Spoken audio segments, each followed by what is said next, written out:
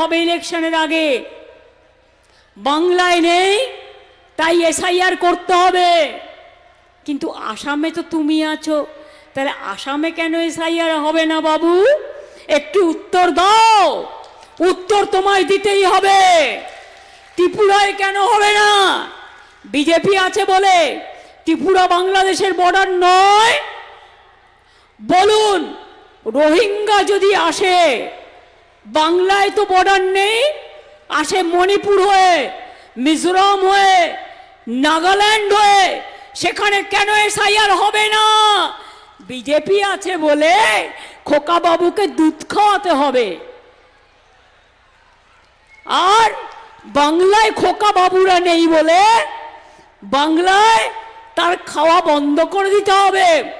আমি পরিষ্কার বলছি, আমি সাম্প্রদায়িকতা বিশ্বাস করি না, সব ধর্মকে সম্মান করি, কিন্তু এটা জেনে রাখুন, মানুষের অধিকার কেড়ে নিলে সেটা মানব না, মানব না, মানব না।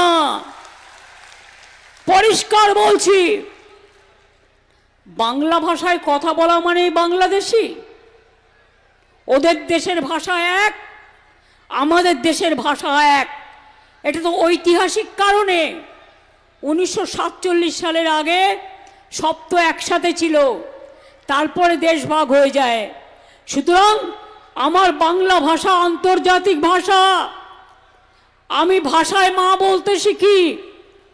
এই ভাষায় কেউ আম্মা বলে, কেউ মা বলে, কেউ মাদার বলে, কিন্তু মনে রাখবেন, এ ভাষা আমাদের গর্ব।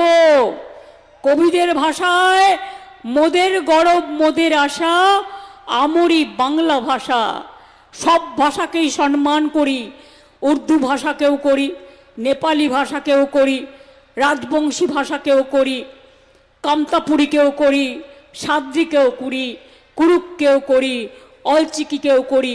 এবং আমরা শুধু তাই নয়, আমরা এদের রেকগনাইজড করেছি, হিন্দি ভাষাকেও, সব ভাষাকে করি। কিন্তু আমি আমার মাতৃভাষায় কথা বললে তুমি আমায় বাংলাদেশি বলে তুমি পুশব্যাক করবে।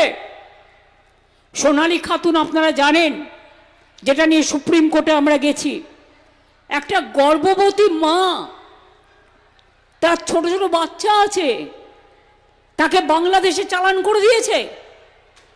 সুপ্রিম কোর্টে আমরা গেছিলাম, কেস করে বলেছি ওদের ফিরিয়ে আনতে হবে। আমাদের পরিযায়ী শ্রমিকরা কাজ করে বিভিন্ন জায়গায়, তাদের ওপর অত্যাচার হচ্ছে। বাংলা ভাষায় কথা বললেই তাকে